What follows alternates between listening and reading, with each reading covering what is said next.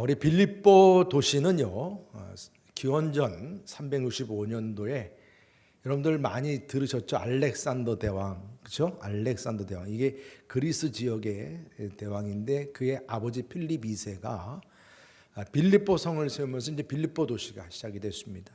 그러면서 이제 168년 BC 168년도에 로마에 의해서 그 도시가 점령이 되고요.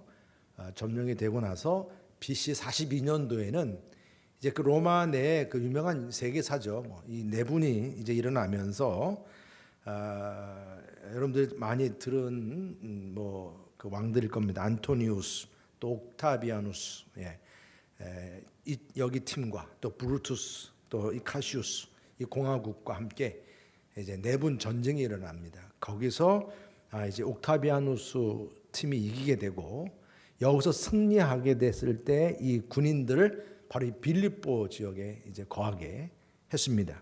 그리고 나중에 이 옥타비아누스가 로마 전체를 다 통합을 하게 됩니다. 그러면서 제1호 황제가 됩니다. 황제. 그때의 아주 근엄한 자라고 하는 이름 아우구스티누스라고 하는 아우구스투스라는 이름을 이제 갖게 되는 거죠. 그래서 아우구스티누스가 이제 그 당시에 이 군대 전쟁에 수고했던 그런 군인들이 이제 해산에 갈 때 그 해산한 군인들을 이 빌립보 지역에 살게 했고, 그리고 또 제대한 군인들을 빌립보 지역에 살게 했습니다. 그러니까 여러분 이 빌립보 지역은 거의 그리스에 사는 그리스 지역에 있는 거지만 로마의 법적인 행정 체계를 그대로 그 혜택을 누리면서 살았던 도시다. 그러니까 로마 아닌 로마였습니다. 그 정도로 이 빌립보에 사는 사람들은 자신들이 그 당시에 로마 시민으로서의 자부심을 가졌던 것입니다. 어느 지역보다도요. 그래서 이곳 사람들은 여러분들 이 빌립보가 누가 많다고 이제 이해가 되세요? 누가 많다는 거죠?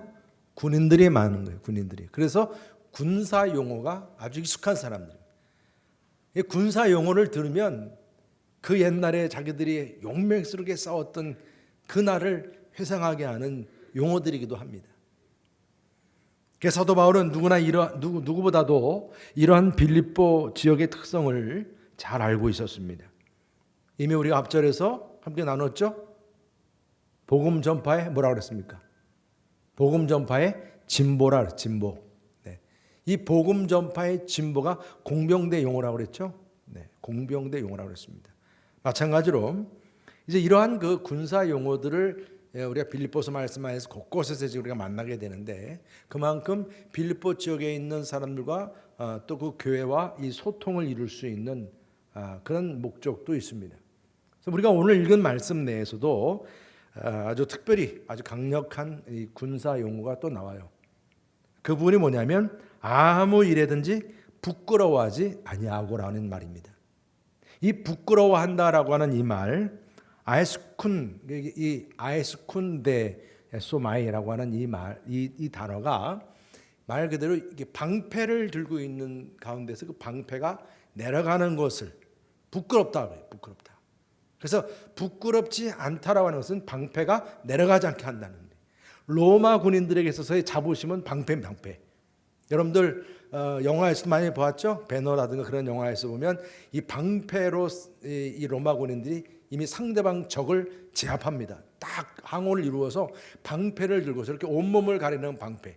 나중에는 이제 저 방패보다 좀 더 세련되고 기동성이 있는 저 동그란 방패가 또 이제 만들어지게 되죠. 그래서 이 방패를 딱 들고 군인들의 사기를 올리기 위해서는 방패를 딱 들고 같이 이제 전진해 나가는 거죠. 그러면 그 자체가 이미 상대방 적들에게는 위협이 되는 것이고 사기를 떨어뜨리게 만드는 그런 부분이었습니다. 그런데 그 방패가 내려갔다라고 하는 것은 군인에게 있어서는 바로 이 충성심, 그런 부분들이 떨어지고, 심지어는 우리가 이 신약의 누가복음 말씀에 예수님께서 12장 8절 9절에 이런 말씀을 주셨어요. 나를 부인하는 자는 하나님 앞에서 부인함을 받으리라. 이 부인이라는 의미가 바로 이 부끄러워하다는 의미와 연계되는 거예요. 나를 시인하는 자, 이 시인한다고 하는 이 말씀도 마찬가지입니다. 바꿔서 여러분들 생각나는 게 있죠. 예수님 부인한 사람이 누구예요? 베드로가 자기가 불리한 그런 장소에서 방패를 내려버린 거예요. 바로 그게 뭡니까? 예수님을 3번 부인하게 된 거죠. 바로 그런 의미입니다. 군인이 방패를 내린다고 하는 것은 충성심을 배반하는 것이고 가장 수치스럽고 부끄러운 모습입니다. 패배와 절망과 낭망이 가득한 그런 상태를 의미하는 것입니다. 그래서 바울은 지금 아무 일에든지 부끄러움이 없기를 아주 강하게 기대하고 소망한다는 그 말씀이에요. 그래서 여기 보면 살든지 죽든지라고 하는 표현도 군인들에게 많이 사용한 그런 용어 아니겠어요? 살든지 죽든지. 그런 차원에서 지금 사도 바울은 자신이 당하는 일, 우리가 사도 바울의 당한 일이 그냥 감옥에 갇혔다라고 하는 그 자체만이 아니라는 거죠. 감옥에 갇혔다고 하는 그 자체가 이미 그 열악한 상황 속에서 이게 장기적으로 갈 때에 이미 옥바라지했던 에바브로지도는 얼마나 힘이 들었으면 죽을 병에 들지 않았습니까? 그럼 사도 바울이라고 예외겠습니까? 내가 여기서 이렇게 오래 있다가는 우리가 지금 생각하는 요즘 같은 교도소 비교도 안 되죠. 여러분들 그 옛날에 감옥에 대한 어떤 역사적인 자료들 보면요, 그냥 땅굴 이게 감옥이에요. 거기서 어떻게 사람이 제대로 살겠습니까? 근데 여러분 지금 사도 바울은 그 감옥에 있는 그 자체만의 문제가 아니라 이미 장기적인 재판의 과정을 지금 겪고 있는 중이에요. 오죽했으면 지금 저기 아시아에서 이 로마 지역까지 지금 옮겨올 정도로 이렇게 재판이 장기화되고 있는데, 그 정도로 지금 시위대에 그 사슬 안에 있다고 하는 얘기는 그만큼 VIP 죄수로 취급받고 있다는 건데, 앞으로 재판이 되면 사형도 받을 수 있다는 얘기 아닙니까? 그렇게 되면 이제는 사형으로 자기의 목숨을 끝낼 위기를 생각할 때에 이런 모든 부분들이 어떤 부분으로 밀려 들어오는 것입니까?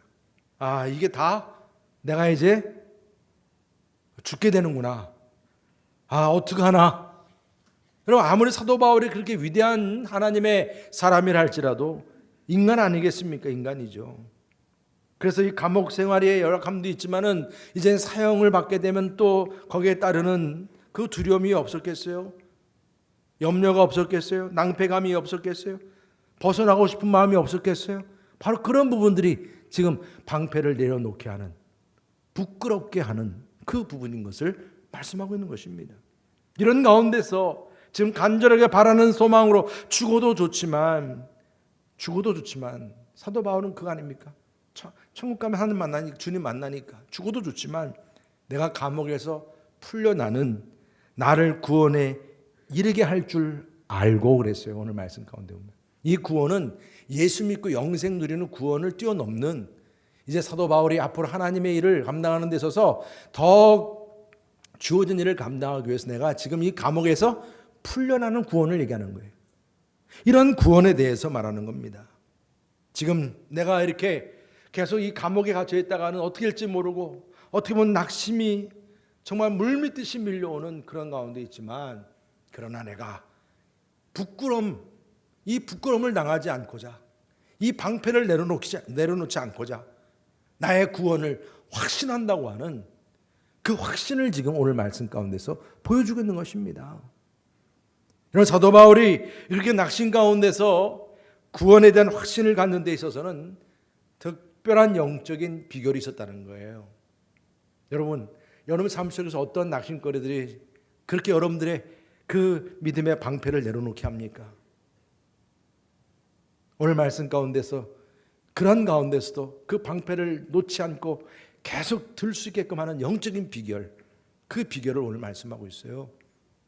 사도 바울이 부끄럽지 않게 낙심하지 않고 구원의 확신, 그 구원을 내가 이제 확신할 수 있었던 그 비결은 무엇보다 먼저 성도들, 그 빌립보 성도들의 간구와 기도 때문이었다는 것입니다.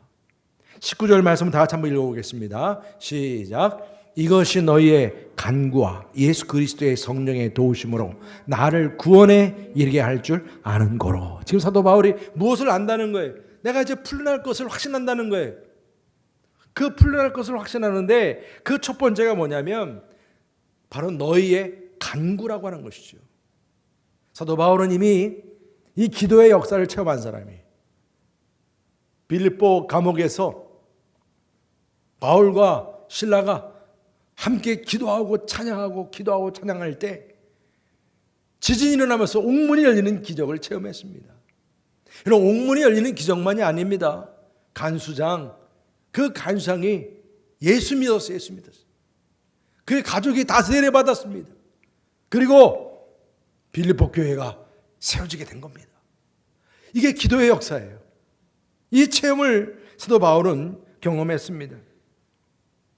마찬가지로 지금 빌립보 교회가 세워지기까지 이렇게 기도했던 것처럼 빌립보 성도들이 기도함으로 인해서 내가 이렇게 힘들고 낭망하고 심지어는 이 방패까지 내려놓을 그러한 유혹도 생기지만 이걸 내가 계속 들고 힘써 싸울 수 있는 비결은 우리 성도들의 기도 때문이라는 기도 때문이에요. 여러분, 저 역시 여러분들의 중보기도로 항상 주어진 사명 감당하는 줄 믿으시길 바랍니다. 저희 교회 중보기도 사역 저도 항상 참여하지만 그냥 우리 성도님들이 이렇게 오가시는 분들 보면 기도 때문에 오가시는 분들 보면 너무 감사해요. 온라인도 지금 다 참여할 수 있게끔 이게 하니까요. 의무감 가지고 책임감 가지고 이 사명 감당하는 게 얼마나 귀한지 몰라요. 그만큼 이 영적인 교류가 이루어지는 거 아니겠습니까? 이처럼 이 중보기도 사역이라고 하는 것이 오늘 사도 바울에게 있어서는 너무나 귀하게 지금 이제 평가가 되고 있습니다. 물질도 보내주고 헌금도 보내주지만은 우리 성도님들의 그 기도가 날 이렇게 낭망하지 않게 부끄럽지 않게 만든다는 것입니다. 악을 선화로 변하게 만들고 정말 어떻게 보면 사도 바울 입장에서는 많은 반대, 수모, 비판, 거기에 대한 따르는 핍박, 여러 가지 지금 앞으로 안개 같은 미래의 상황들 정말 힘든 가운데 있습니다만은 이런 가운데서 내가 부끄러운 일을 당하지 않도록 빌립보 성도들이 끊임없이 기도해 주었다는 거예요. 기도해 주었다. 우리 여러분께 성도님들도 항상 끊임없이 모일 때마다 기도의 불이 꺼지지 않는 교회임을 믿습니다. 우리 주일 예배, 우리 수요 예배, 금요 기도회, 또 새벽 예배마다 말입니다. 여러분들 개인적으로도 끊임없이 또 속해 모일 때마다 구하라 그리하면 너에게 주실 것이요 찾으라 그러면 찾을 것이요 문을 두드리라 그러면 너에게 열릴 것이라. 이 믿음을 가지고 정말 여러분들 저 역시 당당하게 항상 여러분들에게 요구합니다. 저도요. 그래서 우리 교회에서 수요예배 때나 금요기도회 때는 담임 목사를 위해서 기도하는 특별한 시간도 갖잖아요. 여러분 얼마나 감사해요. 제가 그걸 당당하게 요구하는 이유가 뭔지 아십니까? 오늘 사도 바울처럼 내가 부끄럽지 않게 되도록 말입니다. 내게 주어진 사명 내려놓지 않도록 말입니다. 똑같습니다. 우리 교회 안에서 귀한 사명 감당하시는 모든 분들도 마찬가지. 직분자들 또 각자의 주어진 그런 모든 사역들, 교회학교든 속장님이든 뭐 우리 교회에서 일을 감당하는 모든 일꾼들에게 다 포함되는 말이요. 서로가 서로를 위해서 함께 기도하는 가운데 주어진 사명 그것을 부끄럽게 하지 않도록 말입니다. 함께 기도하시고 승리할 수 있기를 축복합니다. 각자에게 주어진 은사와 능력을 위해서 기도하고 영적인 체험이 풍성해지도록 기도하고 바울처럼 이렇게 영적인 침체 위기에 빠졌을 때 부끄러워하지 않도록 그 방패가 내려가지 않도록 함께 기도해 줄 수 있기를 주님의 이름으로 축복합니다. 우리에게 주어진 첫사랑이 무너지지 않도록 말입니다. 십자가와 원수가 되게 하고 부끄럽게 만드는 일들이 생기지 않도록 낙심하지 않도록 영적 전쟁을 위해서 더욱 힘차게 나아갈 수 있는 하나님의 종이 되도록 말입니다. 우리 어른물교회가 정말 재단 불이 꺼지지 않기를 주님의 이름으로 축복합니다. 그리고 두 번째로 비결은 뭐냐면 성령님의 도우심이 있었기 때문이라는 것입니다. 너희의 간구와 성령님의 도우심이라 그랬어요. 예수님께서도 주의 성령이 내게 임하셨으니라고 말씀하셨습니다.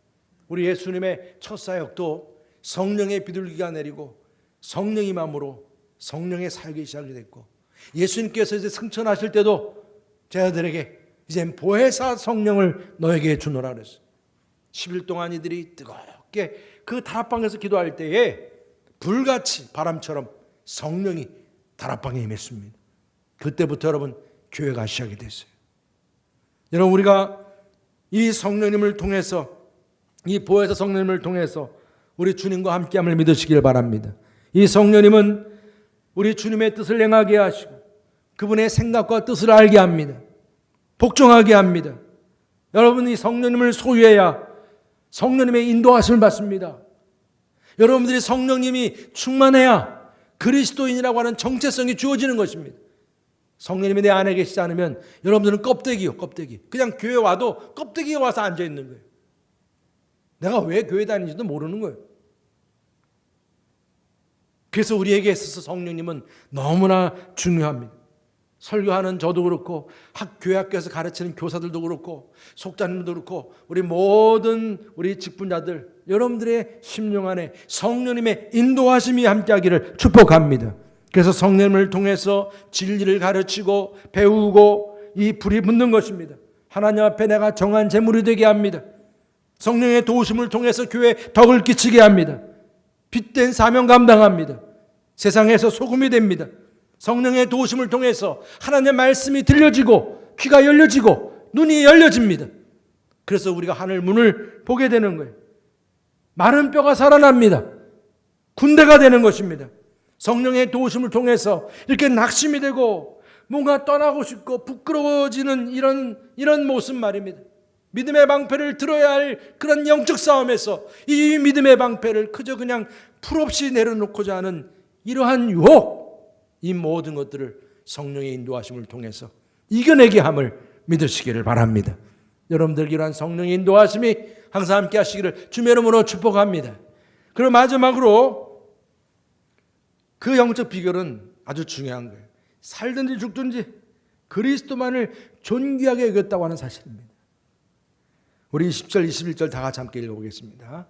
시작. 나의 간절한 기대와 소망을 따라 아무 일에든지 부끄러워하지 아니하고 지금도 전과 같이 온전히 담대하여 살든지 죽든지 내 몸에서 그리스도가 존귀하게 되게 하려 하나니 이는 내게 사는 것이 그리스도니 죽는 것도 유익함이라. 아멘.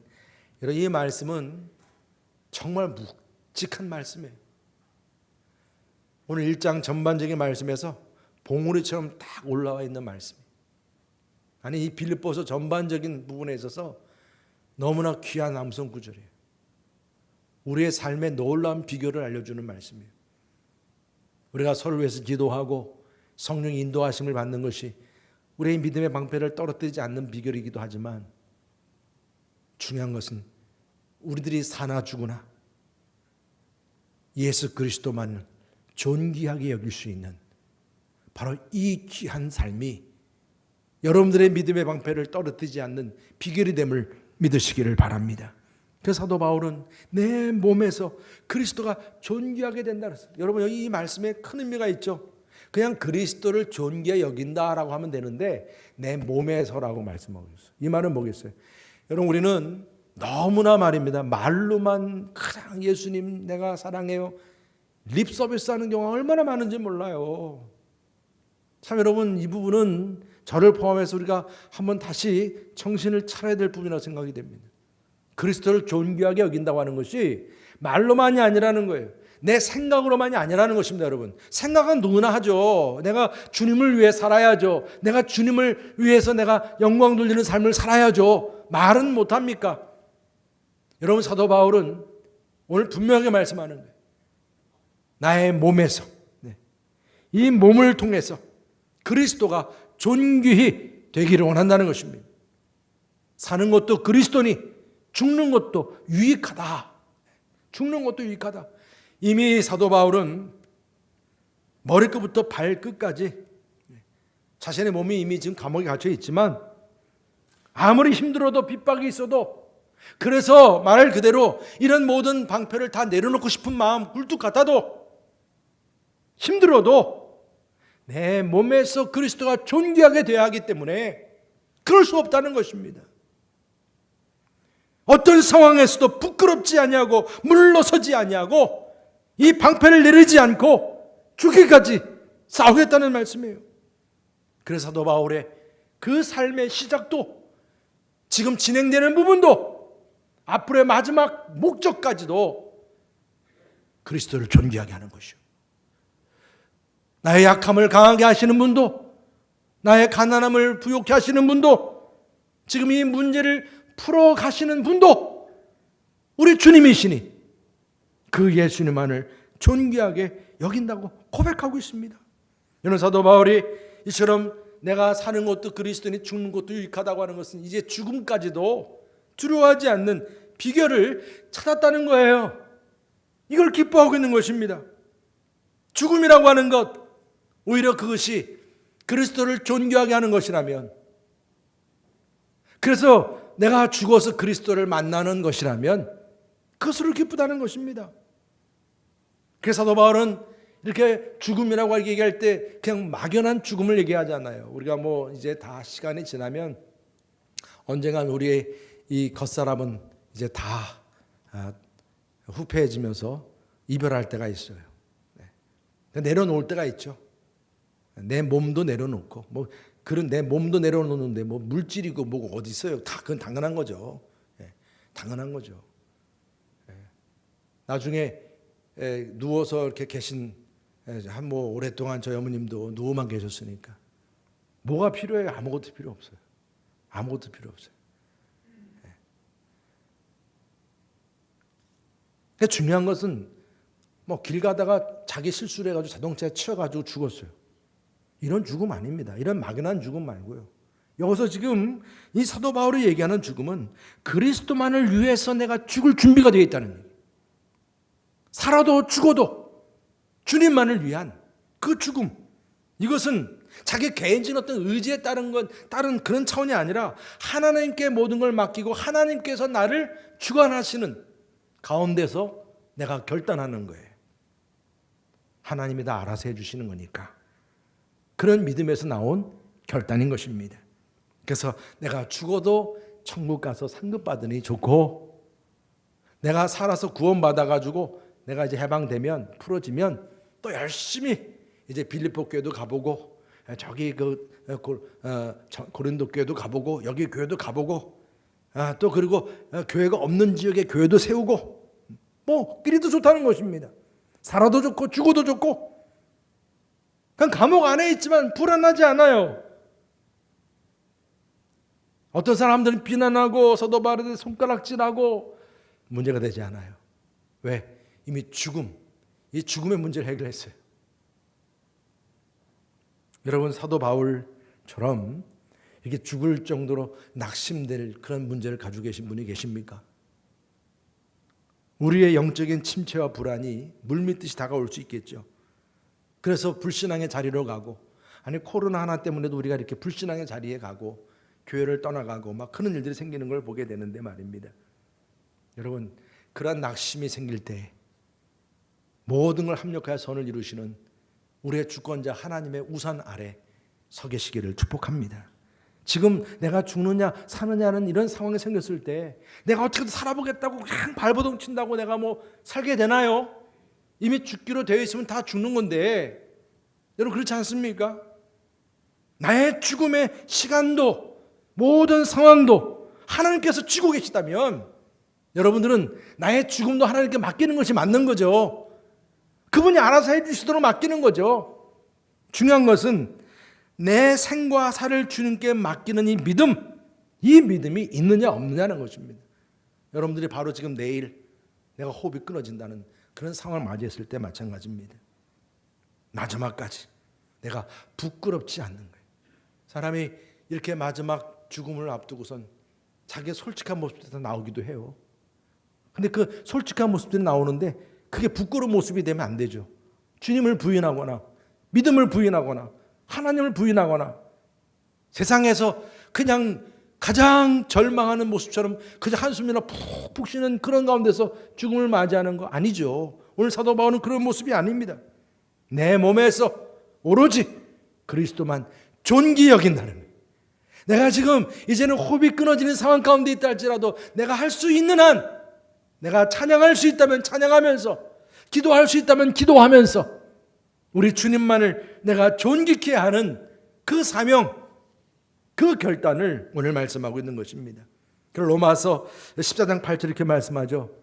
우리가 살아도 주를 위하여 살고 죽어도 주를 위하여 죽나니 그러므로 사나 죽으나 우리가 누구의 것이라? 주의 것이라. 사나 죽으나 주의 것이랍니다. 여러분 세상에서 이렇게 무서운 사람이 어디 있겠어요? 죽음을 각오하고 이렇게 나서는 사람은요 누구도 못 건드려요. 우크라이나 전쟁에서 제가 보니까 탱크를 막아서는 한 사람이 있더라고요. 제가 그거 보고 놀랐어요. 못 말립니다 여러분. 그러면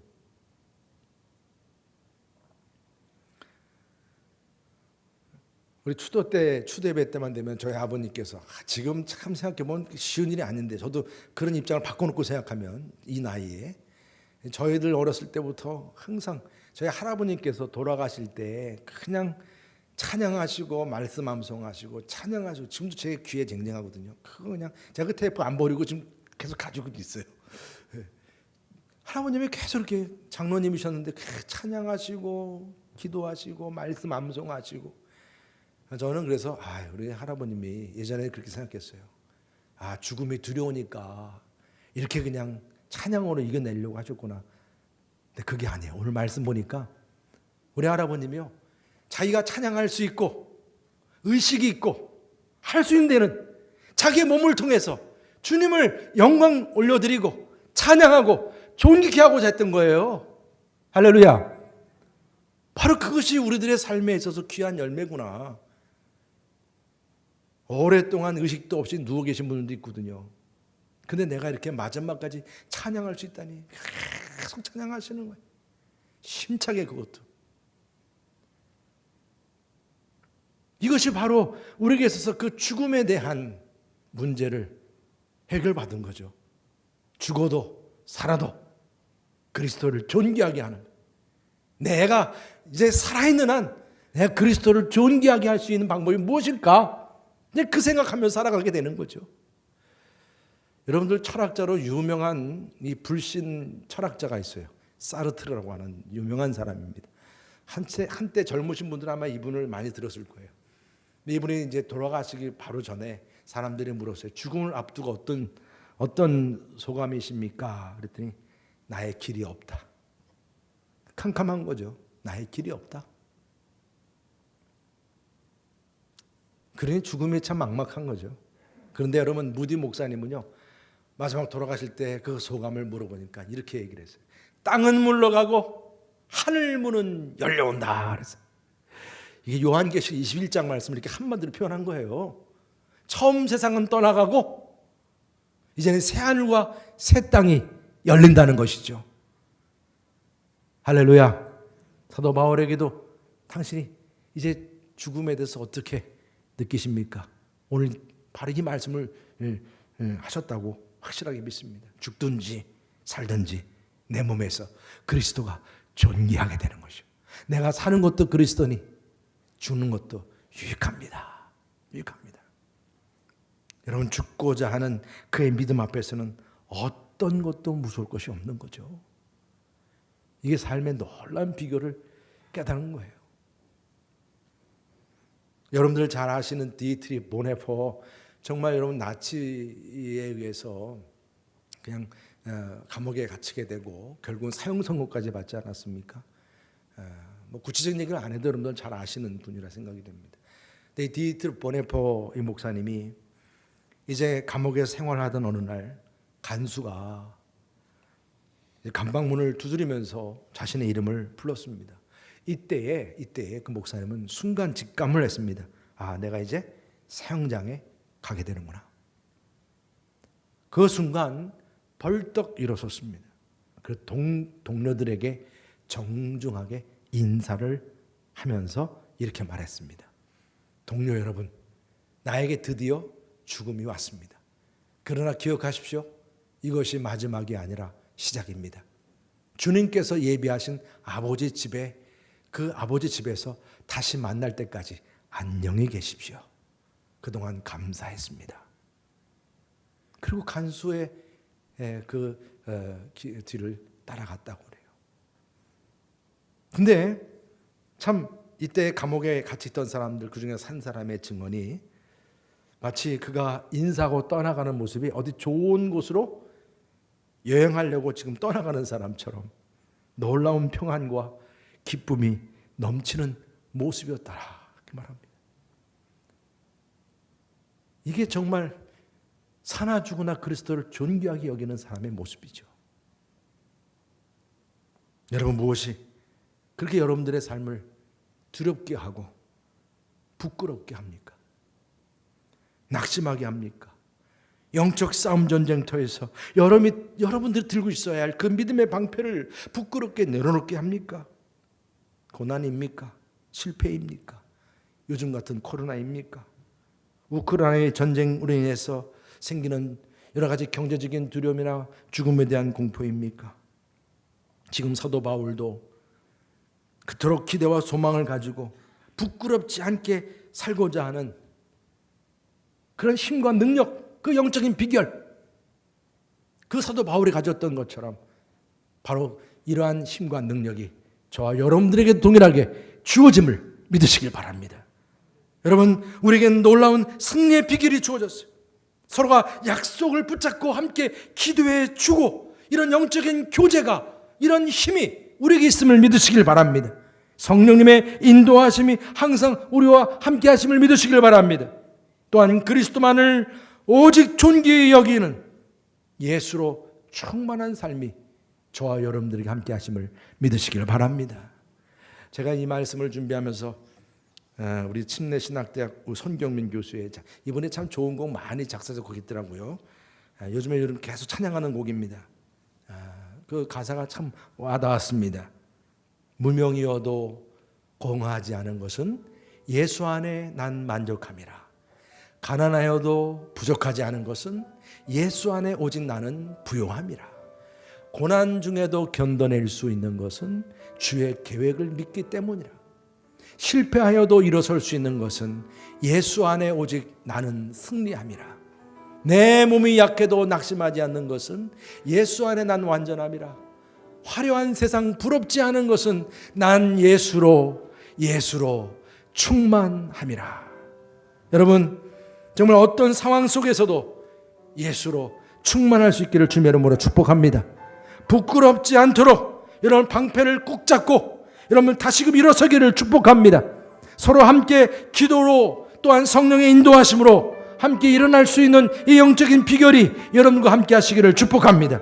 오직 예수만 귀중히 여기고 죽음도 유익하다고 여겼던 사도 바울처럼 예수로 충만하고 어떤 일도 부끄럽게 여기지 않을 수 있는 그런 저와 여러분, 우리 모두가 될 수 있기를 주님의 이름으로 축복합니다. 우리 시간 나같이 함께 우리 함께 찬양하시겠습니다. 예수로 충만, 예수로 충만, 이렇게 찬양하겠습니다.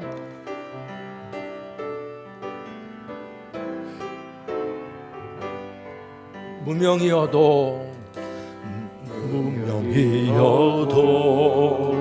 공허하지 않은 것은 예수 안에 만족함이라.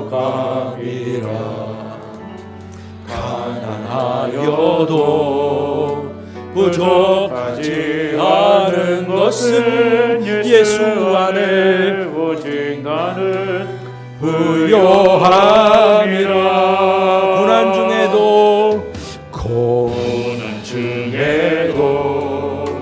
견뎌낼 수 있는 것은 주의 계획 믿기 때문이라. 실패하여도 일어설 수 있는 것은 예수 안에 오직 나는 승리함이라. 난 예수로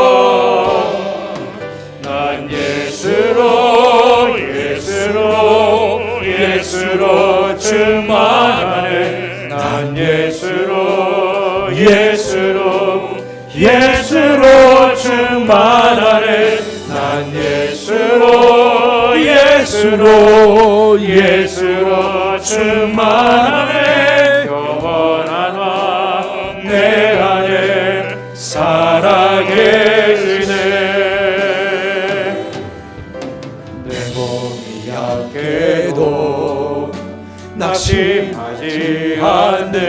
것은 예수 안에 난 완전함이라.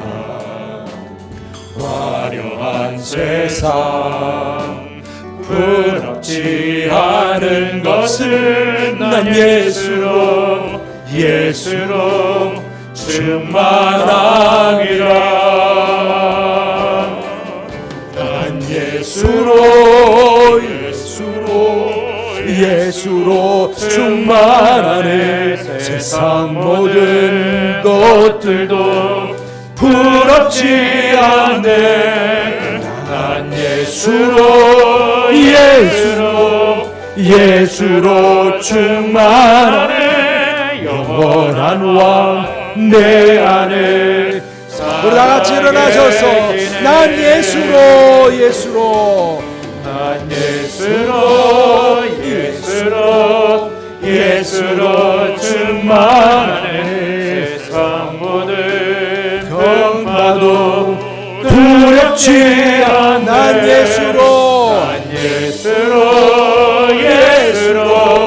예수로 충만하네. 영원한 왕 내 안에 살아게. 우리 난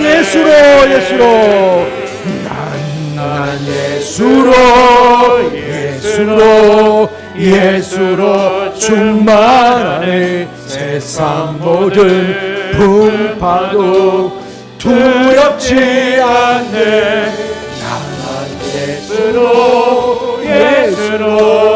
예수로 충만하네. 영원한 왕 내 안에 살아계시네. 여러분들의 마음 안에 영원한 왕이 되시는 예수님이 살아계시기를 축복합니다. 예수로 충만하시기를 축복합니다. 그래서 세상 사람들, 여러분 직장에서나 사업에서나 어느 곳에든 간에 여러분들 볼 때마다 야, 저 사람은 정말 뭔가 달라. 예수가 충만한 사람이야. 인정받으시기를 축복합니다. 옆에 분들에 서로 축복하시죠. 우리 예수로 충만하시기를 바랍니다. 서로 축복하시죠. 예수로 충만하시기를 축복합니다. 할렐루야.